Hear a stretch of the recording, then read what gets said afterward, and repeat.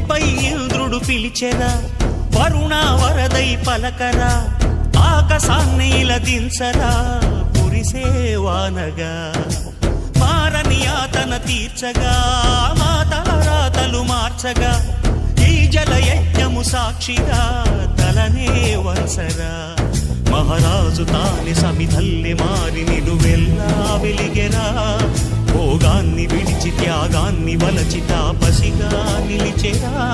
జనక్షేమమే తన సంకల్పముగా, తన ఊపిరి హోమజ్వాలలుగా, స్వర్గాన్నే శాసించెనురా, అమృతమును ఆహ్వానించెనురా.